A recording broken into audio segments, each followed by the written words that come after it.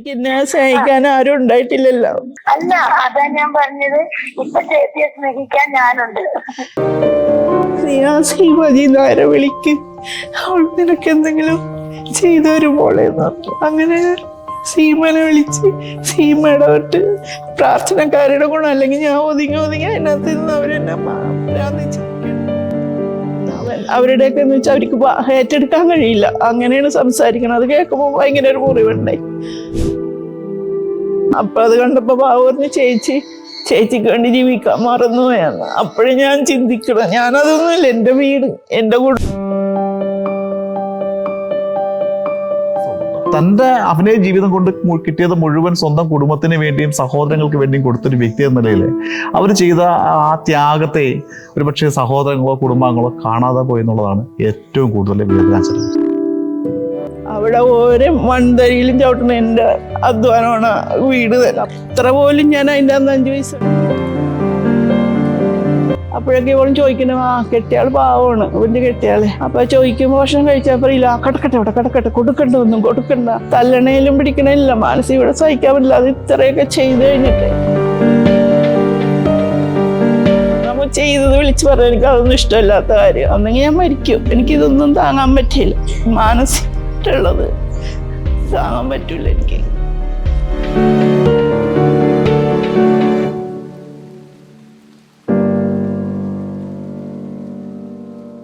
ചേച്ചി നമസ്കാരം. നമസ്കാരം. ചേച്ചിയുടെ ഒരു വാർത്ത പുറത്തു വന്നതിന് ശേഷം മലയാളികൾക്കൊപ്പാടെ ഒരു നൊമ്പരമായിരിക്കുവാണ്. കാരണം മലയാളികളൊക്കെ സ്നേഹത്തോട് കാണുന്ന ഒരു നടിയാണ്, പഴയകാല നടിയാണ്. പിന്നെ ഒരു ഘട്ടത്തിൽ ചേച്ചി സിനിമയിൽ നിന്നും നമ്മൾ കാണാതെയാകുന്നു. പെട്ടെന്നാണ് ഇത്തരത്തിലൊരു വാർത്ത വരുന്നത്, ഇത്തരത്തിലൊരു അഗതി മന്ദിരത്തിലേക്ക് ചേച്ചി എത്തപ്പെടുന്നു എന്നുള്ളത്. ചേച്ചിക്ക് ഇപ്പൊ എന്താണ് പറയാനുള്ളത്? കാരണം ഇത്തരത്തിലൊരു അവസ്ഥയിൽ ഇപ്പം ജനങ്ങളൊക്കെ ചേച്ചിക്ക് പിന്തുണയായിട്ട് കൂടെയുണ്ട്. സ്വന്തം കുടുംബത്തിൽ നിന്നാണ് ഇത്തരത്തിലൊരു അവഗണന പുറത്താക്കലൊക്കെ നേരിട്ടത്.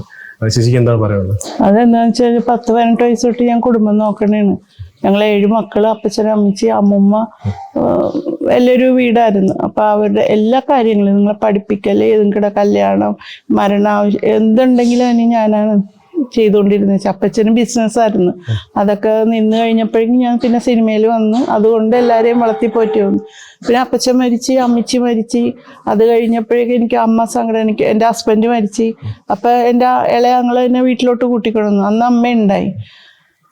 അപ്പൊ അവിടെ വന്നപ്പോഴാണ് ഞാൻ ഈ നിലയിലാണ് ജീവിക്കണമെന്ന് അറിഞ്ഞത്. അപ്പൊ പറഞ്ഞു, ചേച്ചി ഒരു 3 സെന്റ് സ്ഥലമെങ്കിലും ഉണ്ടെങ്കിൽ ഒരു വീട് വെച്ച് തരാം, അങ്ങനെ പറഞ്ഞു. അപ്പൊ ഇവിടെ വന്നപ്പോ അമ്മച്ചി ഉണ്ടായില്ല. അപ്പൊ അമ്മച്ചിയുടെ കുറച്ച് സ്ഥലം എൻ്റെ ഇളയാങ്ങളുടെ കയ്യിലുണ്ട്. അപ്പൊ അമ്മച്ചി പറഞ്ഞാൽ അവർക്ക് ഒരു 3 സെന്റ് സ്ഥലം കൊണ്ട്. അപ്പൊ അങ്ങനെ 3 സെന്റ് സ്ഥലം നിന്ന് അമ്മ സംഘടന വീട് വെച്ച് തന്നു. അപ്പൊ എൻ്റെ ഒരു അനിയത്തിയും കെട്ടിയാനും അവരുടെ പേരക്കിടാങ്ങ 2 പേര്. അവർക്ക് അപ്പൊ ഞാൻ ഒറ്റക്കല്ലേ, എനിക്ക് അങ്ങനെ ഒന്നും ചെയ്യാനൊന്നും പാടില്ല. ഒരു 2 മുറി, ഒരു ചെറിയ ഹാള്, അങ്ങനെയാണ്. എന്നാലും അവർ വാടക താമസിച്ചിരുന്നത്. കാരണം ഇങ്ങോട്ട് കൊണ്ടുവന്ന് എൻ്റെ കൂടെ നിർത്തി. ആദ്യമൊന്നും കുഴപ്പമില്ല. പിന്നെ എൻ്റെ മാനസികമായിട്ട് ഞാൻ അവിടെ നിന്ന് ഓടിപ്പോകാൻ വേണ്ടിയിട്ട് കുറേ മനസ്സുകൊണ്ടൊക്കെ. അപ്പൊ ഇതൊക്കെ കേൾക്കുമ്പോൾ എനിക്ക് നമുക്കൊരു ഇത്രയൊക്കെ നോക്കിയിട്ട് ഒരു ഞെട്ടലായിരുന്നു. അപ്പൊ ഞാൻ സ്വയമേ ഒന്നെങ്കിൽ കരഞ്ഞ് തീർക്കും. അങ്ങനെയൊക്കെ ഒരു അവസ്ഥയായിരുന്നു. അപ്പൊ അതിൻ്റെ ഇടക്ക് എന്നോട് പറഞ്ഞ്, ഈ 2-3 ആഴ്ചക്ക് മുമ്പ്, തനിക്ക് എന്തെങ്കിലും വന്നു കഴിഞ്ഞാൽ എല്ലാവരും എല്ലാവർക്കും അവകാശമായിരിക്കും ഇത്, അതുകൊണ്ട് അവരുടെ പേരിൽ എഴുതി വെച്ച് കൊടുക്കാൻ പറഞ്ഞു. ഞാൻ പറയുന്നത് ഇങ്ങനെ ഇടക്കൊക്കെ ഇങ്ങനെ മാനസികമായിട്ട് തകർത്തപ്പോൾ ഞാൻ പറഞ്ഞു, നടക്കില്ലെന്ന് പറഞ്ഞു. ചെയ്തു തരില്ല, എൻ്റെ കാലം കഴിഞ്ഞ് എന്തെങ്കിലും ആയിക്കോന്ന് പറഞ്ഞു. നമ്മളെ മാനസികമായിട്ട് വിഷമിക്കും. അപ്പം ഞാൻ ഞായറാഴ്ച ദിവസം ഒരു ആരാധനക്കൊക്കെ പോകുന്നുണ്ട്. അപ്പം അവരുടെയൊക്കെ പ്രാർത്ഥന അങ്ങനെ വീട്ടിൽ അങ്ങനെ കഴിഞ്ഞിരുന്ന് വെച്ചത്.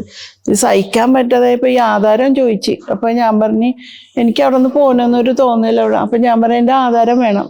ആധാരം ഞങ്ങൾ തരൂല്ല എന്ന് പറഞ്ഞു. അത് കേട്ടപ്പോൾ എനിക്ക് സഹിക്കാൻ പറ്റില്ല. എൻ്റെ ആധാരം ഇത് എന്താ, അവരെന്തോ ആലോചിച്ചിട്ടാണെന്ന് എനിക്കറിയില്ല. അപ്പൊ ഞാൻ വേദന അവിടെ നിന്ന് കരഞ്ഞിറങ്ങി. എൻ്റെ ഒരാങ്ങളുണ്ട്, ഒരു കൊപ്രാക്കളുണ്ട് എനിക്ക്. അവിടെ പോയി 2-3 ദിവസം അവിടെ കിടന്ന് കരഞ്ഞ്. അപ്പൊ ഇവൻ്റെ ഒരു കൂട്ടുകാരനുണ്ട്, അതിനെ ഞാൻ വിളിച്ചു പറഞ്ഞ്. അപ്പൊ അത് പറഞ്ഞ്, വീണ ഞാൻ വന്നിട്ട് ആധാരം മേടിച്ചു തരാം. ഇവൻ്റെ കയ്യിലുണ്ടെന്നാണ് കെട്ടിയാൾ പറഞ്ഞ ആധാരം. എൻ്റെ ആങ്ങളുടെ അടുത്ത് ഇരുന്നിച്ച സാധനമോ ഇവൻ ചെന്ന് മേടിച്ച് കൈക്കലാക്കിയതൊന്നും ഞാൻ അറിയണില്ല. അപ്പൊ ചോദിച്ചു കഴിഞ്ഞപ്പോ ഇങ്ങനെയുള്ളൊരു ഭാവ വ്യത്യാസം. അപ്പൊ ഞാൻ അയാളെ വിളിച്ചു പറഞ്ഞപ്പോ പറഞ്ഞു, വീണ മേടിച്ചു തരാം ആധാരം എന്ന് പറഞ്ഞിട്ട് അയാള് രാത്രി 8-8:30 മണി വരെ കൊത്തിയിരുന്നു. ആദ്യമേ എൻ്റെ കൊണ്ടുവന്ന് ഒരു വൈകുന്നേരം ഇപ്പൊ കൊണ്ടുവന്ന് വന്നിട്ടും ആധാരം കൊണ്ടുവന്നു. അപ്പൊ ഈ ആധാരം ഒറിജിനൽ അതൊന്നും എനിക്കറിയില്ല. കൊണ്ടുവന്ന് വന്നപ്പോ ഞാൻ ചോദിച്ച് ഇത് ഒറിജിനലാണെന്നപ്പോ ഒറിജിനൽ അല്ല എന്ന് പറഞ്ഞു. ഞാൻ പറഞ്ഞു അത് പറ്റൂല, എനിക്ക് ഒറിജിനൽ തന്നെ കിട്ടണമെന്ന് പറഞ്ഞു. അപ്പൊ അയാള് അവിടെ അവരുടെ വീട്ടിൽ പോയി എൻ്റെ ഇളയാങ്ങളിനെ വിളിച്ചപ്പോ ഈ ആധാരം ഇങ്ങനെ പോയി, ഇവിടെ നിന്ന് അങ്ങോട്ട് മാറ്റി ഇങ്ങോട്ട് മാറ്റി. ഞാൻ വാശി പിടിച്ച് എനിക്ക് കിട്ടിയേ പറ്റുള്ളൂ എന്ന് പറഞ്ഞു. അങ്ങനെ ആധാരം കൊണ്ടുവന്ന് ബാക്കി പോക്കുവരോ ഇങ്ങനെയുള്ള എല്ലാം മാറ്റിക്കളഞ്ഞ്. ആധാരം കിട്ടിയപ്പോ 8:30 മണിക്ക് ഞാൻ അവിടെ നിന്ന് ഇറങ്ങിയതാ. ഇറങ്ങി ഞാനിങ്ങനെ എല്ലാവരോടും കാര്യങ്ങളൊക്കെ പറഞ്ഞപ്പോ ശാന്തകുമാരി ചേച്ചിനോട് പറഞ്ഞപ്പോ ചേച്ചി പറഞ്ഞു നീ ആ ശ്രീമതിനാരെ വിളിക്ക്, അവൾ നിനക്ക് എന്തെങ്കിലും ചെയ്തു വരുമ്പോളെന്ന് പറഞ്ഞു. അങ്ങനെ സീമനെ വിളിച്ച് സീമ ഇടപെട്ട് പ്രാർത്ഥനക്കാരുടെ ഗുണം, അല്ലെങ്കിൽ ഞാൻ ഒതുങ്ങി അതിനകത്ത് നിന്ന് അവരെന്നെ ഭ്രാന്തിച്ചെടുത്താൻ അങ്ങനെ ഇടപെട്ട് ഇവിടെ സീമ ഇവിടെയൊക്കെ വിളിച്ചു പറഞ്ഞ് അങ്ങനെ അവര് വന്ന് എന്നെ കൂട്ടിക്കൊണ്ടുപോകും. ചേച്ചിക്ക് സീമ ചേച്ചിയായിട്ട് എങ്ങനെയാണ് ബന്ധം? എങ്ങനെയാണ്? കാരണം സിനിമയില് അപ്പൊ ഇടക്കൊക്കെ നമ്മ മീറ്റിംഗ് ഉണ്ടാവില്ല കൊല്ലത്തിലൊരു സീമയാണ് വീടിന്റെ ഒക്കെ. അപ്പൊ മീറ്റിങ്ങിന് വരുമ്പോ കാണും, ചിരിക്കും, അത്രേ ഉള്ളൂ. അപ്പൊ ഇങ്ങനെ പറഞ്ഞു അവള് വിചാരിച്ച നിനക്ക് എന്തെങ്കിലും ചെയ്തു തരാൻ പറ്റുമെന്ന് പറഞ്ഞ് അങ്ങനെ സീമ ഇടപെട്ട് ചെയ്തു തന്നത്. അപ്പൊ സീമക്കും അറിയാം ഞാനാണ്, എന്റെ കുമ്പളങ്ങ ഇവിടെ വന്ന് ഇറക്കിയാലും അറിയാം ഞാൻ ഈ വീട് നോക്കിക്കൊണ്ടു. പെട്ടെന്ന് നമുക്കൊരു തിരിച്ചടി വന്നപ്പോഴേ എനിക്കൊന്നും വേണ്ട, എനിക്കുള്ളതല്ലേ ഇവർക്ക് തന്നെയാണ്, എനിക്ക് വേണ്ടി ഒന്നും ഞാൻ കരുതിയിട്ടുമില്ല. അപ്പൊ ഇങ്ങനെ ഒരു അവസ്ഥ വന്നപ്പോ പ്രായം തന്നെയാണ്. അപ്പൊ ഇളയാങ്ങളുടെ അടുത്തായിരുന്നു അമ്മിച്ചു. അവരുടെയൊക്കെ എന്ന് വെച്ചാൽ അവർക്ക് ഏറ്റെടുക്കാൻ കഴിയില്ല, അങ്ങനെയാണ് സംസാരിക്കണം. അത് കേൾക്കുമ്പോൾ ഭയങ്കര ഒരു മുറിവുണ്ടായി. അങ്ങനെ അപ്പൊ എല്ലാരും പറഞ്ഞു നിനക്ക് വെച്ചെന്ന വീടല്ലേ, നീ അവിടെ പോയി നിൽക്കുക. അങ്ങനെ ഇവിടെ വന്നപ്പോ ഇവിടെ അതിലും വലുതാണ് എന്നോട് കാണിച്ചിരുന്നത്. ആധാരം ചോദിച്ചതാണ്. അപ്പൊ ഇവരിടക്ക് ഇങ്ങനെ പറഞ്ഞല്ലോ എഴുതി തന്നോന്നൊക്കെ. അപ്പൊ എന്തോ പിള്ളേര് വെറും പാവങ്ങൾ, അതുങ്ങൾ വഴക്ക് പറഞ്ഞു. ഇതുങ്ങളൊക്കെ വളർത്തി പഠിപ്പിച്ചത് എല്ലാം ചെയ്ത് ഞാനാണ്, അനിയത്തിലെ പിള്ളേരൊക്കെ. അതുങ്ങൾ വഴക്ക് പറഞ്ഞല്ല, ഭയങ്കര തൻ്റെ ഇടം കൂടിയിട്ട്. പിന്നെ ദൈവം വഴി ഇടപെട്ട് ഇതുവരെ ആയി. അത് കാരണം ഇവിടെ വന്ന് സമാധാനം എന്താന്ന് അറിഞ്ഞിരിക്കണേ. അവിടെ വെച്ച് നമുക്ക് അതൊന്നും ഇല്ലല്ലോ. ഇങ്ങനെ മാനസികമായിട്ട് നമ്മളിങ്ങനെ ഓരോന്നേ പറഞ്ഞു മരുന്നും ഇല്ല, ഭക്ഷണവും കഴിക്കാതെ എനിക്ക് കുറച്ച് വിഷമം വന്ന് ഞാൻ ഭക്ഷണമൊന്നും കഴിക്കില്ല. അങ്ങനെ അതിൽ നിന്നൊക്കെ ദൈവം വഴിയായിട്ട് ഇവിടെ വരെ എത്തി. ചേച്ചി ഇപ്പം ഈ പുറത്തുനിന്ന് അല്ലെങ്കിൽ കുടുംബത്തിനപ്പുറം ഒരു ഫിലിം ഇൻഡസ്ട്രിയിൽ ആദ്യമായിട്ട് കോണ്ടാക്ട് ചെയ്യുന്ന വ്യക്തി സീമ ചേച്ചി തന്നെ ആയിരുന്നു അല്ലേ? അവിടെ മീറ്റിങ്ങിലും എല്ലാരും അറിയാം. പക്ഷെ അങ്ങനെ ഞാൻ ആദ്യം ആരോടൊന്നും സംസാരിക്കാൻ പോല. ആകെ എനിക്ക് വിളിക്കുകയും പറയുകയും ചെയ്യണം. വയറ്റിലല്ലേ ഞങ്ങള് താമസിച്ചോണ്ടിരുന്നത്. അപ്പൊ ശാന്തകുമാരി ചേച്ചി കൂട്ട്. അപ്പൊ സീമ ഇങ്ങനെയൊക്കെ കാരുണ്യ പ്രവൃത്തിയൊക്കെ ചെയ്യണമെന്നൊക്കെ നമുക്ക് നന്നായിട്ട് അറിയാം. ഒരു മകൻ, എൻ്റെ മകൻ എന്ന് പറഞ്ഞ സിനിമയില് എൻ്റെ അനിയത്തിയായിട്ട് അഭിനയിച്ചിട്ടുണ്ട്. അന്ന് അങ്ങനെ അറിയാം. വിളിക്കാനുള്ള സ്വാതന്ത്ര്യം ചേച്ചിക്ക് ഉണ്ടായിരുന്നു. അതങ്ങനെയില്ല, ഒരു നല്ല മനസ്സാണല്ലോ. അപ്പൊ അവിടെ മീറ്റിങ്ങിന് 1000-500 മേലെ ആർട്ടിസ്റ്റ് ഉണ്ടല്ലോ. അപ്പൊ എല്ലാരും കാണുമ്പോ ചിരിക്കും. അല്ലാതെ നമ്മ അവരോടൊക്കെ എല്ലാരോടും ഒന്നും പറയേണ്ട കാര്യമില്ലല്ലോ. എല്ലാം അറിയാവുന്ന ശാന്തകുമാരി ചേച്ചിക്ക്. അപ്പൊ കൂടുതൽ ഇത് അത്രയും മൂത്തപ്പോഴാണ് ഞാൻ കരഞ്ഞപ്പോ ചേച്ചിക്ക് താങ്ങാൻ പറ്റിയില്ല. ചേച്ചി നമ്മുടെ കരച്ചിലുമ്പോ ചിലപ്പോ ചേച്ചി കരഞ്ഞിട്ട് ഫോൺ കട്ടാക്കും. പിന്നെ വിളിച്ചിട്ട് പറഞ്ഞു നീ മോളെ സീമജി നായരെ വിളിക്ക്, അവള് നിനക്ക് എന്തെങ്കിലും. ആ ഒരു അവസ്ഥയായിരുന്നു. ഒന്നെങ്കിൽ ഞാൻ മരിക്കും. എനിക്കിതൊന്നും താങ്ങാൻ പറ്റിയില്ല. മാനസികമായിട്ടുള്ളത് താങ്ങാൻ പറ്റൂല എനിക്ക്.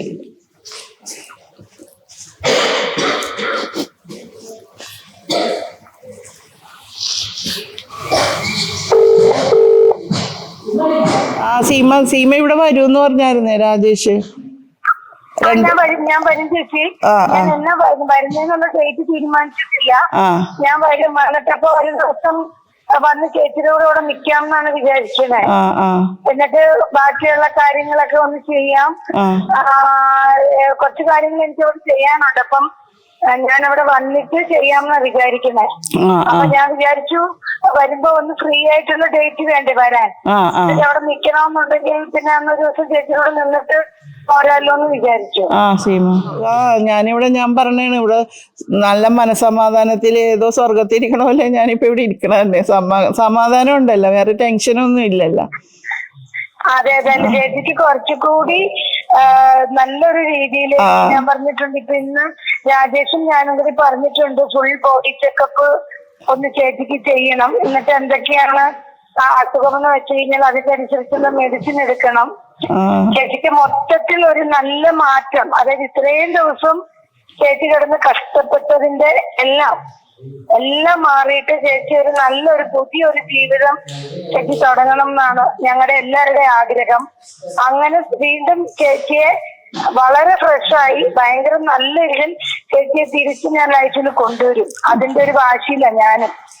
ഇത്രയും ദിവസം കരഞ്ഞതും വിഷമിച്ചതും ഒക്കെ വിട്ടേക്കു. അതെല്ലാം ഒരു മോശപ്പെട്ട സാഹചര്യത്തിൽ നമുക്ക് സംഭവിച്ചു പോയതാണ്. അതുപോലെ ചേച്ചിയുടെ വീടും തിരിച്ചു പിടിക്കും. അതും ചേച്ചിക്ക് അവകാശപ്പെട്ടതാ. അതിൽ ഒരു കളികളും ഒരിടത്ത് ആരിരുന്ന് കളിച്ചാലും നടക്കത്തുമില്ല.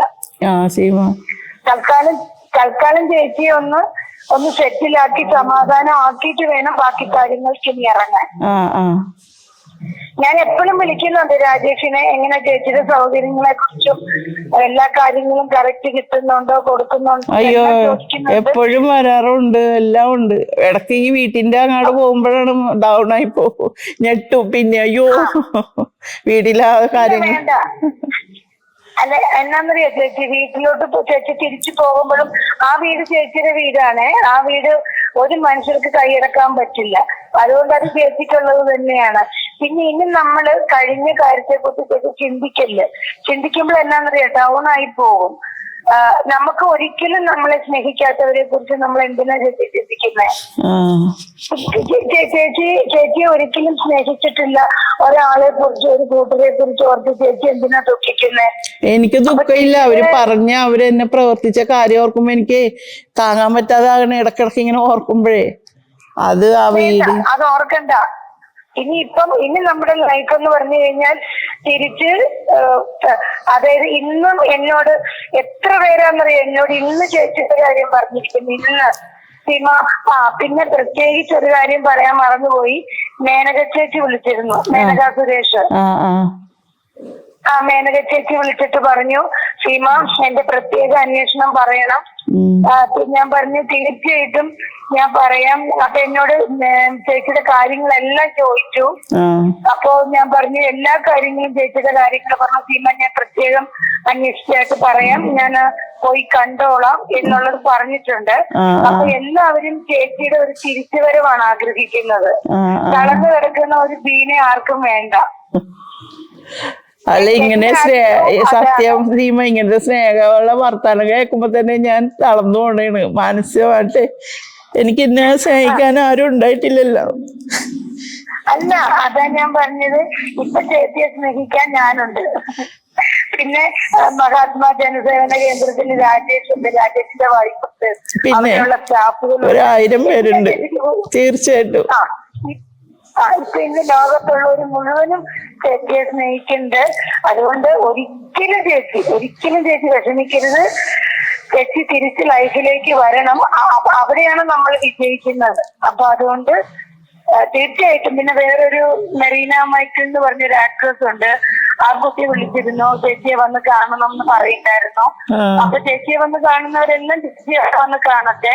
ഞാൻ എന്താണെങ്കിലും ഇമ്മീഡിയറ്റ്ലി ചേച്ചിയുടെ അടുത്തോട്ട് വരുന്നുണ്ട്. അധികം താമസിക്കാതെ തന്നെ ഞാൻ വരുന്നുണ്ട് കേട്ടോ. ചേച്ചി അമ്മ അസോസിയേഷനില് ചേച്ചിക്ക് മെമ്പർഷിപ്പ് ഉണ്ടായിരുന്നു. എങ്ങനെയായിരുന്നു അവര് ചേച്ചിക്ക് വീട് വെച്ച് തരുന്ന ഒരു തീരുമാനത്തിലേക്ക് എത്തുന്നത്? എങ്ങനെയായിരുന്നു അത്? ഹസ്ബൻഡ് മരിച്ചു കഴിഞ്ഞപ്പം ബാബു ഇങ്ങനെയുള്ള അവരൊക്കെ ഞങ്ങൾ വാടക വീട്ടിലല്ലേ. അപ്പൊ അവിടെ വന്നപ്പോ അപ്പോഴാണ് അറിയണ ഞാനൊന്നും നേടിയിട്ടില്ല, ഇങ്ങനെയാണ് ജീവിക്കണെന്ന്. അപ്പൊ അത് കണ്ടപ്പോ ബാബു പറഞ്ഞു, ചേച്ചിക്ക് വേണ്ടി ജീവിക്കാൻ മറന്നുപോയാന്ന്. അപ്പോഴും ഞാൻ ചിന്തിക്കണം, ഞാനതൊന്നുമില്ല, എൻ്റെ വീട്, എൻ്റെ കൂടപ്പിറപ്പങ്ങൾ, അങ്ങനെയാണ് ഞാൻ നിന്നിച്ചത്. അപ്പൊ ഹസ്ബൻഡ് മരിച്ചു കഴിഞ്ഞപ്പോ ഇവൻ 41 കഴിഞ്ഞ് എന്നെ പൊന്നുപോലെ കൂട്ടിക്കൊണ്ടുവന്ന് അംശുണ്ടല്ലോ, നമ്മളെ നല്ലോണം നോക്കൂന്നൊക്കെ വിചാരിച്ചത്. പക്ഷെ അവരുടെ മുമ്പിൽ ആരെങ്കിലുമൊക്കെ പറഞ്ഞു കൊടുത്തിട്ടായിരിക്കും ബാധ്യത വരുമെന്നും പറഞ്ഞിട്ട് അവിടെ ഓരോ മൺതരിയിലും ചവിട്ടുന്ന എൻ്റെ അധ്വാനമാണ് വീട് തന്നെ. വീടിരിക്കണ വസ്തു എന്ന് പറഞ്ഞാൽ എനിക്കൊരു 30 സെന്റ് സ്ഥലം വീട്ടിൽ നിന്ന് തന്നിട്ടുണ്ടായി. അല്ല, ഞാനകത്തൊന്നും ഉണ്ടാക്കിയില്ലല്ലോ. അപ്പൊ അതൊന്നും നമ്മ മനസ്സിൽ വിചാരിക്കില്ല. എൻ്റെ അനിയത്തിമാരൊക്കെ പറഞ്ഞു, താനിങ്ങനെ ഇത്ര വീടിനുണ്ടല്ലോ, അപ്പൊ ഈ 30 സെന്റ് സ്ഥലം. അങ്ങനെ അവരൊക്കെ കൂടി 30 സെന്റ് സ്ഥലം എൻ്റെ പേരിലാക്കി തന്ന്. അത് വന്നിട്ട് എൻ്റെ ഹസ്ബൻഡ് അത് കുറച്ച് കടമാക്കി വെച്ച്. അപ്പൊ എൻ്റെ അനിയത്തിനെ കെട്ടിയതിനൊക്കെ കൂടി അത് തിരിച്ചെടുത്ത്, അന്നൊക്കെ അധികം പൈസ ഇല്ല സ്ഥലത്തിന്, തിരിച്ചെടുത്തിട്ട് 16 സെന്റ് സ്ഥലം അവരുടെ കാശ് മുടക്കിയത് എഴുതിയെടുത്ത്, ബാക്കി 14 എനിക്ക് തന്നതാ. അപ്പോഴും ഞാൻ പറഞ്ഞ എന്താ, വീട്ടിൽ ഇച്ചിരി കടമുണ്ട്. ഞാനപ്പോൾ ഇളയവനോട് പറഞ്ഞു, നീ ഒരു കാര്യം ചെയ്യാ, കാശുകൊണ്ട് കടമുള്ളത് തീർക്കാം. അത്ര പോലും ഞാൻ അതിൻ്റെ അന്ന് 5 വയസ്സ് എന്നൊക്കെ അറിയണത് ഞാൻ നശിപ്പിച്ചെന്ന്. സത്യം ദൈവത്തിനറിയാം, എൻ്റെ കൂടപ്പിറപ്പങ്ങൾക്കും അറിയാം. ഇവനും ഈ അനിയത്തിയും വേറെ ഒരുനും കൂടെ ഉണ്ട്. അതാണ് നമ്മളെ മാനസികമായിട്ട് ഇതാക്കണം. എല്ലാം എന്തെങ്കിലും ആവട്ടെ, അവർക്ക് ജീവിക്കാം. അവര് മുൻപും അവരുടെ ഒരു പെരുമാറ്റ രീതികളൊക്കെ ഇങ്ങനെ തന്നെ ആയിരുന്നു? അയ്യോ ഇല്ല, ഇപ്പൊ നോക്കുമ്പോ എന്താ, എനിക്ക് വരാഴികയൊന്നും ഇല്ലല്ലോ. അപ്പൊ ഇങ്ങനെ ബാധ്യത വരുമോ, ഇങ്ങനെ ഹോസ്പിറ്റലിൽ കിടക്കുക, അങ്ങനെയൊന്നും ഇല്ല. ഇനി അമ്മച്ചി മരിച്ചു കഴിഞ്ഞാൽ പിന്നെയാണ് അങ്ങനെ ഒരു ഇതൊക്കെ വന്നത്. സംസാരത്തിലും പെരുമാറ്റത്തിലും ഇപ്പൊ എനിക്ക് ഇത്തിരി വിഷം വന്ന് ഞാൻ ഭക്ഷണം കഴിക്കൂലല്ലോ. അപ്പോഴൊക്കെ ഇവളും ചോദിക്കുന്നു, കെട്ടിയാൾ പാവമാണ് ഇവന്റെ കെട്ടിയാളെ. അപ്പൊ ചോദിക്കുമ്പോ ഭക്ഷണം കഴിച്ചാൽ പറയില്ല, കിടക്കട്ടെ ഇവിടെ കിടക്കട്ടെ, ഒന്നും കൊടുക്കണ്ട. ഞാനാണ് അവിടെ അപ്പോഴും ചെലവ് നടത്തിക്കൊണ്ടിരുന്നത്, മനസ്സിലായില്ലേ? അപ്പൊ ഇതൊക്കെ കേൾക്കുമ്പോഴുണ്ടല്ലോ അമ്മ. അപ്പൊ ഞാൻ ഇങ്ങനെ 1-2 പേരോട് പറഞ്ഞപ്പോ, നിനക്ക് വീട് വെച്ചെന്നിട്ടാ നീ അങ്ങോട്ട്. അപ്പൊ ഇവരൊക്കെ കൂടി നേരത്തെ പ്ലാൻ ചെയ്തേക്കണേറ്റ് എന്നെ അങ്ങനെ അവിടെ ചെന്നപ്പോ അതിലും വലുതാണ് എനിക്ക് കിട്ടിയത്. അതുകൊണ്ടാ ഞാൻ എഴുതി കൊടുക്കില്ലെന്ന് പറഞ്ഞതേ. സാർ നമസ്കാരം. സാർ മഹാത്മാ ജനസേവന കേന്ദ്രം ഫൗണ്ടറാണ്. സാർ, ഈ ബീന ചേച്ചിയുടെ ഈ ഒരു വാർത്ത പുറത്തു വന്നതിന് ശേഷം മലയാളികളെ ഒന്നടങ്കം കണ്ണീരിൽ ആഴ്ത്തിയ ഒരു വാർത്തയായിരുന്നല്ലോ. അപ്പോൾ ഇതുമായിട്ട് ബന്ധപ്പെട്ട് സാറിന് എന്താണ് പറയാനുള്ളത്? കാരണം ഇവിടുത്തെ ഈ ഒരു ജനസേവന കേന്ദ്രത്തിന്റെ ഫൗണ്ടറൊക്കെയാണ്. അപ്പോൾ ഈ ഒരു വിഷയത്തിൽ സാറിന് എന്താണ് പറയാനുള്ളത്? സാറിന്റെ അഭിപ്രായം എന്താണ്? കലയെന്ന് പറയുന്നത് ദൈവദത്തമാണ്. അത് എല്ലാവർക്കും അങ്ങനെ കിട്ടാറില്ല. എനിക്ക് വലിയ ഇഷ്ടമുള്ള കാര്യമാണ് കല, പക്ഷേ കലാരംഗത്ത് ശോഭിക്കാനുള്ള കഴിവ് എനിക്കില്ല. അപ്പൊ അത് ദൈവം അത് വളരെ സെലക്ട് ചെയ്ത ആളുകൾക്ക് മാത്രം കൊടുത്തിട്ടില്ല. ആ മേഖലയിലൂടെ തൻ്റെ കഴിവ് തെളിയിച്ച് മലയാളികളുടെ മനസ്സിലൊരു സിഗ്നേച്ചർ പതിപ്പിച്ച ആളാണ് ബീന കുമ്പളങ്ങി. ചില സാഹചര്യങ്ങൾ കൊണ്ട് അവർക്കത് സമ്പാദിക്കാനോ അല്ലെങ്കിൽ അത് വെച്ചിട്ട് മുതലെടുക്കാനോ സാധിച്ചില്ല എന്നുള്ളൊരു വാസ്തവമുണ്ട്. പക്ഷേ തൻ്റെ അഭിനയ ജീവിതം കൊണ്ട് കിട്ടിയത് മുഴുവൻ സ്വന്തം കുടുംബത്തിന് വേണ്ടിയും സഹോദരങ്ങൾക്ക് വേണ്ടിയും കൊടുത്തൊരു വ്യക്തി എന്ന നിലയിൽ അവർ ചെയ്ത ആ ത്യാഗത്തെ ഒരുപക്ഷെ സഹോദരങ്ങളോ കുടുംബാംഗങ്ങളോ കാണാതെ പോയി എന്നുള്ളതാണ് ഏറ്റവും കൂടുതൽ വേദനാജനകം. അപ്പോൾ തീർച്ചയായിട്ടും ഈ ഒരു അനുഭവം ഇതൊരു വല്ലാത്ത അനുഭവമായിപ്പോയി. അവർക്ക് സ്വാർത്ഥത ഉണ്ടായിരുന്നുവെങ്കിൽ ഒരു പക്ഷേ അവർക്ക് കിട്ടിയതൊന്നും മറ്റാർക്കും കൊടുക്കില്ല. എനിക്കറിയാം, ഞാൻ ഈ മേഖലയുമായി ബന്ധപ്പെട്ട് മാധ്യമപ്രവർത്തകൻ കൂടിയായിരുന്ന ഒരു കാലഘട്ടത്തിൽ. അപ്പോൾ എനിക്ക് സിനിമാ മേഖലയിൽ നിൽക്കുന്ന അനുഭവങ്ങൾ ഒരുപാട് അറിയാം. ഓരോരുത്തരുടെ ജീവിതാനുഭവങ്ങളൊക്കെ എനിക്കറിയാം. ഒരുപാട് ആളുകൾ എന്നെ കോൺടാക്ട് ചെയ്യാറുണ്ട്. പലപ്പോഴും ഇതുപോലെ അഡ്മിഷനുമായി ബന്ധപ്പെട്ട് തന്നെ എന്നെ സിനിമാ മേഖലയിൽ നിന്ന് പലരും കോൺടാക്ട് ചെയ്തിട്ടുണ്ട്. പലരെയും ചിലരൊക്കെ നമുക്ക് സഹായിക്കാൻ തോന്നിയിട്ടില്ല. കാരണം ജീവിത സാഹചര്യങ്ങൾ അങ്ങനെ അവർ സ്വമേധയാ ക്രിയേറ്റ് ചെയ്തതായതുകൊണ്ട് അങ്ങനെയുള്ള ആളുകളെ എടുക്കാനായിട്ട് നമുക്ക് സാധിക്കത്തില്ല. മദ്യപിച്ച് നടക്കുന്ന ആളുകളൊക്കെ ഉണ്ട്, അവർ നമുക്ക് എടുക്കാൻ പറ്റത്തില്ല. പക്ഷെ ബീന ചേച്ചിയെ സംബന്ധിച്ച് അതല്ല.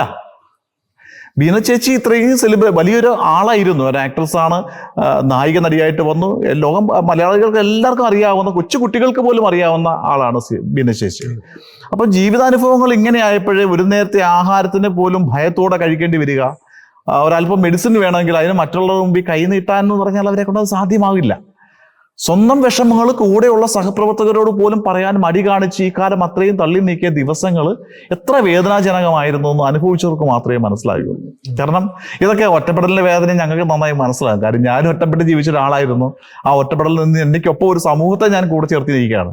മറ്റുള്ളവർ അവഗണിച്ച് കളഞ്ഞൊരു സമൂഹമാണ് എനിക്കൊപ്പം ഉള്ളത്. അവരെല്ലാം ഈ ഒറ്റപ്പെടലിന്റെ വേദന അനുഭവിച്ചവരോട് ഞങ്ങൾക്ക് മനസ്സിലാകും. ഈ കൂട്ടായ്മയ്ക്ക് അത് മനസ്സിലാകും. ചേച്ചി ആ കുടുംബത്തിന്റെ ഒരു അംഗമാണിപ്പോൾ. ആ ഒറ്റപ്പെടലിന്റെ വേദന. ചേച്ചിയോട് സംസാരിക്കുമ്പോൾ ചേച്ചി ഹാപ്പിയാണ്. കാരണം ആ ഒറ്റപ്പെടൽ ഇപ്പോൾ ഇല്ല. ചേച്ചി ഒരു സന്തോഷം, ചേച്ചി ഹാപ്പിയാണ്. നമ്മൾ സംസാരിക്കുന്നതിൽ അതാണ് മനസ്സിലാക്കുന്നത്. ഇപ്പോൾ സാറിനെ ഇപ്പോഴുള്ള ആളുകളാണല്ലോ റിയൽ ഹീറോസ്. കാരണം ഇത്തരത്തിലൊരു പ്രസ്ഥാനം അല്ലെങ്കിൽ ഇത്തരത്തിൽ കുടുംബത്തിൽ തന്നെ തഴയപ്പെട്ട ആളുകൾക്ക് വേണ്ടിയിട്ട് മുന്നിട്ട് വരുന്നു. അപ്പോൾ സാറിന് ഇപ്പം ഇത്തരത്തിലുള്ള മൊമെന്റുകളൊക്കെ സംഭവിക്കുമ്പോൾ എന്താണ് തോന്നുന്നത്? എന്നെ സംബന്ധിച്ച് പലരും എന്നോട് പറയും, ഇതൊക്കെയുള്ള പ്രവൃത്തിയൊക്കെ ചെയ്യുമ്പോൾ എന്നോട് പലരും പറയും, അത് ദൈവം നിങ്ങളെ അനുഗ്രഹിക്കും, അങ്ങനെ ചെയ്യും ഇങ്ങനെ ചെയ്യും. അപ്പം ഞാനവരോട് പറയാം, അതൊന്നും അല്ല എനിക്ക് വേണ്ടത്. ദൈവം അനുഗ്രഹിച്ചോട്ടെ. എനിക്ക് കിട്ടുന്നത് ഒരു സാറ്റിസ്ഫാക്ഷനാണ്. കാരണം പ്രയാസപ്പെടുന്ന ഒരാളെ സഹായിക്കുക എന്നുള്ളതിനേക്കാൾ വലിയൊരു ഈശ്വര പൂജ സമൂഹത്തിന്റെ മുമ്പിൽ ചെയ്യാനില്ല. ഇപ്പൊ ഞാൻ വിശ്വസിക്കുന്നത് ഈ കഴിയുന്ന മനുഷ്യരിലെല്ലാം ഈശ്വരാംശമാണ്. ഇപ്പൊ ഈ ബീന ചേച്ചി ഉൾപ്പെടെയുള്ള എല്ലാവരിലും ഒരു ഈശ്വരാംശമുണ്ട്. ഞാൻ മുമ്പേ പറഞ്ഞില്ലേ, ഈശ്വരൻ തെരഞ്ഞെടുക്കപ്പെട്ട ഒരാളാണ് ബീന ചേച്ചി. അപ്പൊ ബീന ചേച്ചിയെ ശുശ്രൂഷിക്കുകയോ സഹായിക്കുകയോ ചെയ്യുന്നതിലൂടെ ഞാൻ ചെയ്യുന്നത് ഈശ്വര പൂജ എന്ന കർമ്മം, മഹത്തായ കർമ്മമായിട്ടാണ് ഞാൻ മനസ്സിലാക്കുന്നത്. പറയുന്നുണ്ട് ആത്മഹത്യയുടെ വക്കിലായിരുന്നു, ചിലപ്പോൾ ഞാനത് ചെയ്തു പോയാനേന്ന്. അതെ. അപ്പൊ ഒരുപക്ഷെ അന്ന് സീമാജി നായരൊക്കെ വന്നത് കൊണ്ടാണ് മാധ്യമങ്ങൾ അവിടെ എത്തുകയും ഈ വിവരം പുറംലോകം അറിയുകയും ചെയ്തത്. അപ്പൊ അതൊരു വലിയ കാര്യമായി. ഇനിയിപ്പം ബീന ചേച്ചി എന്നല്ല, ഇനി ഒരാളെ ഈ സ്വത്തുക്കൾ വെറും 3 സെന്റ് സ്ഥലത്തിന് വേണ്ടി ജീവിതത്തിൽ ഇങ്ങനെ വലിച്ചഴക്കുക എന്ന് പറയുന്നത് ക്രൂരമാണ്. ഏതെങ്കിലും ഒരിടത്ത് ഇതുപോലെ അനുഭവം ഉണ്ടെങ്കിൽ ഓർത്തു വെക്കുക, ഞങ്ങളെയൊക്കെ ഇവിടെ മനുഷ്യരായിട്ട് ജീവിക്കുന്നുണ്ട്. ഒന്നറിഞ്ഞാൽ ആ നിമിഷം അവിടെ ഓടിയെത്തിയിരിക്കും. അതിന് ഞങ്ങൾക്ക് ലാഭം ഒന്നും നോക്കുന്നില്ല. തീർച്ചയായിട്ടും അവർക്ക് നീതി ലഭിക്കാനുള്ള പ്രവൃത്തി ചെയ്യും എന്ന് പറഞ്ഞ പോലെ തന്നെ ബീന ചേച്ചിയുടെ പ്രോപ്പർട്ടി മറ്റു കാര്യങ്ങളൊക്കെ തിരിച്ചു കിട്ടും. ബീന ചേച്ചി പക്ഷേ ഇവിടെ സുരക്ഷിതമായിരിക്കും. ബീന ചേച്ചി മഹാത്മയുടെ ഏറ്റവും ഉറ്റമിത്രം, അല്ലെങ്കിൽ കുടുംബത്തിലെ ഏറ്റവും നല്ല അംഗം എന്നുള്ള ഒരു പ്രത്യേക പരിഗണന കൊടുത്ത് ഇവിടെ ഞങ്ങൾ കൂടെ ഉണ്ടായിരിക്കും. ബീന ചേച്ചിയുടെ ആദ്യ നായകൻ നെടുമുടി വേണു സാറ് എൻ്റെ സ്മരണാർത്ഥമാണ് ഇപ്പം നമ്മൾ ഈ ഇരിക്കുന്ന ഓഡിറ്റോറിയം പോലും ഉള്ളത്. ഈ വേദിയിൽ ചേച്ചിയുടെ അരങ്ങേറ്റം നടത്തുമെന്നാണ് ഞങ്ങൾ ചേച്ചിയോട് പറഞ്ഞിരിക്കുന്നത്. കാരണം അതൊരു വലിയ കാര്യമാണ് സാറേ. നമ്മൾ തോറ്റോടുന്നിടത്ത് തിരിച്ച് ജയിച്ച് കാണിക്കുക എന്ന് പറയുന്നത് അതാണ് നമ്മുടെ ജീവിതത്തിലെ യഥാർത്ഥ വിജയം എന്ന് പറയുന്നത്. നമ്മളൊരു ക്രൂര പീഡനങ്ങളൊക്കെ അനുഭവിച്ചൊരു ആത്മഹത്യയുടെ വക്കിലെത്തി എന്ന് പറഞ്ഞിട്ടുണ്ടായിരുന്നല്ലോ. അത് ആ സമയം ആത്മഹത്യയാണ്, ഓർമ്മയില്ലാതെ ഞാൻ കൊപ്രാക്കളും ഉണ്ടെന്ന് അവിടെ പോയി 4 ദിവസം പൊടിയിടാത്ത കിടന്ന് വെച്ചത്, ഭക്ഷണമില്ല വെള്ളമില്ലാതെ. എന്നിട്ട് ഞാൻ പഞ്ചായത്ത് മെമ്പറുണ്ട്, ഞങ്ങളുടെ മെമ്പറിനെ വിളിച്ചു വരുത്തി. ആ പെങ്കൊച്ചി ഞാൻ ഇങ്ങോട്ട് പോകണമെന്ന് പറഞ്ഞപ്പോൾ അതും കരയണം എൻ്റെ കൂടെ. ചേച്ചി ഞങ്ങൾക്കൊക്കെ ഒരു പാഠമാണ് എന്ന് വെച്ചാൽ കുടുംബം നോക്കി ചേച്ചിയുടെ അവസ്ഥ, ചേച്ചിയുടെ കരച്ചിൽ ഞങ്ങൾക്ക് മറച്ചാലും മറക്കാൻ പറ്റൂല. അങ്ങനെ അത് വിഷമം പറയണേ. ഞാൻ എന്നെ വിളിച്ചു വരുത്തി, എനിക്ക് എന്തെങ്കിലും വന്നാൽ നിങ്ങളെങ്കിലും ഒന്നും അറിയണമല്ല എന്ന് വിചാരിച്ചു. അത്രേ ചെയ്തുള്ളൂ. ചേച്ചി കൊപ്രക്കാലത്തിലൊക്കെ പോയിട്ട് 3-4 ദിവസം നിന്ന് അവിടെ നിന്ന് അപ്പൊ നമുക്ക് എന്തെങ്കിലും ആരെങ്കിലും കൊണ്ട് വല്ല ബ്രെഡാ പഴമ മേടിച്ച അതും വിലക്കണമായിരുന്നു. ഇവള് ഓടി നടന്ന് വിളക്കണമായിരുന്നു. എനിക്കിതൊന്നും അറിയില്ല. അത് വേറെ ഒന്നുമല്ല, അവക്കത് കിട്ടണം, ഞാൻ അവിടെ നിന്ന് പോണം. പക്ഷെ ഇത്രയും വലിയ മനസ്സുണ്ടെന്ന് എനിക്കറിയില്ല. ഇത്രയും ക്രൂരമായിട്ടുള്ള മനസ്സ് കുടുംബത്തിന് വേണ്ടി ജീവിച്ചൊരു വ്യക്തിയാണ്. അതൊന്നും അവർക്ക് അത് പ്രശ്നമില്ല. എന്തെങ്കിലും പറഞ്ഞാൽ അത് പണ്ടല്ലേ എന്ന് പറയും. എന്റെ ഇളാങ്ങൾക്ക് തന്നെ പണിയൊന്നും ഇല്ല. അപ്പൊ ഞാൻ 1,00,000 രൂപ 65,000 എൻ്റെ കെട്ടിയാനറിയാതെ തന്നെ എന്തെങ്കിലും ചേട്ടയെ കൊടുത്തത്. അപ്പൊ എന്തോ ഒരു പ്രശ്നം വന്നപ്പോൾ ഞാൻ പറഞ്ഞു, ആ പൈസ ചോദിച്ചപ്പോൾ അത് പണ്ടല്ലേ, ഇവരെന്ത് പറഞ്ഞാലും അത് പണ്ടല്ലേ. ശരിയാണ്, എനിക്കിപ്പോ കിട്ടിയിട്ടും കാര്യമില്ല എന്ന് ഞാൻ വിചാരിക്കും. എൻ്റെ കിട്ടിയിട്ടും കാര്യമില്ല. ഇപ്പൊ എനിക്ക് കിട്ടണമെന്ന് അമ്മ സംഘടന കിട്ടുക, അത് തന്നെ എനിക്ക് ഏറ്റവും വലുതാണ്. എനിക്ക് ആരുടെ മുമ്പിലും കൈ നീട്ടണ്ടല്ലോ. പക്ഷെ ദൈവം എന്നെ ഇവിടം വരെ എത്തിച്ചല്ല. ഒരു മെഡിക്ലെയിം ഒക്കെ ഉണ്ട്. അപ്പൊ അതൊക്കെ വെച്ചിട്ട് അങ്ങനെ അങ്ങോട്ട് പോകാം. അങ്ങനെയുള്ള വിചാരമില്ല. ഈ മാനസിക മുറിവും ഇങ്ങനെയുള്ളതും മാത്രമേ ഉള്ളൂ. അല്ലാതെ ഇപ്പൊ എനിക്ക് വീടിനെ പറ്റി ആ പിള്ളേർക്ക് അതും എഴുതി വെച്ച് കൊടുക്കണം. കുറച്ച് മീൻ വളർത്തണ സ്ഥലമുണ്ട് ഞങ്ങൾക്ക്, പെണ്ണുങ്ങൾക്ക് 4 പേർക്കും കൂടെ അത് തന്നേക്കണം. അപ്പൊ അതും ഒക്കെ കൂടി എന്ന് വിചാരിക്കണം. ചേച്ചി അതുപോലെ തന്നെ ഈ സിനിമയിലോട്ട് വരികയാണെങ്കിൽ ചേച്ചിക്ക് എന്തായിരുന്നു സംഭവിച്ചത്? കാരണം അവസരങ്ങൾ കുറയുകയായിരുന്നു അതോ? അതെന്താന്ന് വെച്ചാൽ നാട്ടുമ്പുറത്താണ് ജനിച്ചത്. അപ്പൊ ഈ കള്ളം പവിത്രയിൽ പോയി അഭിനയിച്ച് വേറെ അതിൻ്റെ ഇടയ്ക്ക് ചാപ്പ, അത് ചെറിയ ഇതൊക്കെ അവിടെ തന്നെ ആ വശത്തൊക്കെ അഭിനയിച്ചത്. പിന്നെ എൻ്റെ ഫോട്ടോ കൊണ്ടുവന്നിട്ട് പത്മനാഭ സാറ് കണ്ട് വിളിച്ച് തിരുവനന്തപുരത്ത് പോയി ഇന്റർവ്യൂ ചെയ്ത് അങ്ങനെയാണ് കള്ളം പവിത്രയിൽ അഭിനയിക്കണം. നമുക്കും അറിയില്ലല്ലോ കള്ളം പവിത്രയിൽ വെച്ചപ്പോ 4 പേര് നമ്മൾ അറിയുമെന്ന് വിചാരിച്ചില്ല. അതോടെ നിർത്താം, അങ്ങനെ ഒരു ഇതിലാണ് നിന്നേച്ചത്. അപ്പോഴേക്കും പിന്നെ അടുത്ത ഏതെങ്കിലും വിളിക്കും, അടുത്ത ആൾക്കാർ വിളിക്കും. അപ്പോഴും വേഷം ചോദിക്കാൻ അറിയില്ല. വിളിക്കുമ്പോൾ പോയി അഭിനയിക്കും. അപ്പൊ ചെറിയ വേഷത്തിലായി. അപ്പൊ പത്മനാഭ സാർ ഒരു പ്രാവശ്യം എന്നെ കണ്ടപ്പോൾ പറഞ്ഞു, നീ എന്താണ് ഈ കാണിച്ചു കൂട്ടുന്നത്? അന്നൊക്കെ ഫോണില്ലല്ലോ സാറേ, എനിക്കൊരു വേഷം കിട്ടി, ഞാൻ അങ്ങനെ ചോദിക്കാനുള്ള ഫോണൊന്നും ഇല്ല അന്ന്. അപ്പൊ എന്നെ ഒരു ദിവസം കണ്ടപ്പോ പറഞ്ഞു, നിനക്ക് നല്ല വേഷം ഞാൻ തന്നതല്ലേ, നീ ചെറിയ വേഷമൊക്കെ. അപ്പോഴാണ് അങ്ങനെയുണ്ട്, ഒരു പടത്തിന് വിളിക്കുമ്പോ എന്താ വേഷം, പൈസ ഒക്കെ പറയണമെന്നൊന്നും എനിക്കറിയാൻ പാടില്ല. വിളിക്കും, അങ്ങോട്ട് പോകും. അതാണ്. എനിക്ക് തോന്നുന്നു ഈ പഴയകാല നടി എന്നതിലപ്പുറം ചേച്ചി ഇപ്പൊ കല്യാണരാമൻ അത്തരത്തിലുള്ള ചില ചിത്രങ്ങളുണ്ടല്ലോ. അതെ, 13 വർഷം നിർത്തി കഴിഞ്ഞിട്ട് ഹസ്ബൻഡാണ് നാനയിലൊക്കെ കൊടുത്ത് ഇങ്ങനെ ബീന തിരിച്ചു വരണമെന്നൊക്കെ പറഞ്ഞിട്ടുണ്ട്. അങ്ങനെയാണ് ഷാർജ ടു ഷാർജ, അങ്ങനെ ചെറിയ വേഷങ്ങളൊക്കെ ചെയ്ത് കല്യാണരാമൻ വരെ എത്തി. അവിടെ കൊണ്ട് അങ്ങോട്ട് നിന്നുപോയി. പിന്നെ ഒത്തിരി നമുക്ക് പഴയ ആൾക്കാരെയൊന്നും അറിയില്ലല്ലോ, എല്ലാം പുതിയ ആൾക്കാരല്ലേ. പിന്നെ ഒത്തിരി ആർട്ടിസ്റ്റുകളൊക്കെ ഇറങ്ങിയും പോയി. ഇപ്പൊ വേഷം ചോദിച്ച് ഇന്നുവരെ അങ്ങോട്ട് പോയിട്ടില്ല. വിളിച്ചു തരും, നമ്മ പോയി ചെയ്യും. അങ്ങനെ ചെയ്തത്. ചതിക്കാത്ത എന്തോ പുലിവാൽക്കല്ല അങ്ങനെയുള്ള വേഷങ്ങളൊക്കെ നമ്മൾ അറിയുന്ന ആൾക്കാരെ വിളിച്ച് നമുക്ക് അന്ന് ഹസ്ബൻഡ് തളർന്ന സമയമായിരുന്നേ. അതൊരു ഈ മനോരമയിൽ വന്നു കഴിഞ്ഞപ്പോൾ, ആഴ്ചപ്പതിപ്പിൽ വന്നു കഴിഞ്ഞപ്പോൾ അങ്ങനെ കുറച്ച് വേഷമൊക്കെ കെട്ടി അങ്ങനെ അങ്ങോട്ട് പോയി. ജീവിതത്തിൽ ഒത്തിരി അനുഭവങ്ങൾ അനുഭവിച്ചിട്ട് തന്നെ നിന്നത്. ചേച്ചി എന്തായാലും എന്താ പറയാ, ചേച്ചിക്ക് നീതി കിട്ടണം എന്ന് തന്നെയാണ് നമ്മളും പറയുന്നത്. കാരണം മലയാളികൾ ഒന്നടങ്കം ആഗ്രഹിക്കുന്നുണ്ട് ചേച്ചിക്ക് ഈ ഒരു ആ ഒരു വീട് എനിക്ക് സിനിമാക്കാര് നല്ല സന്തോഷത്തോടെ വെച്ചത്, ഞാനത് വിട്ടുകൊടുക്കൂല. അതെ അതെ അതെ.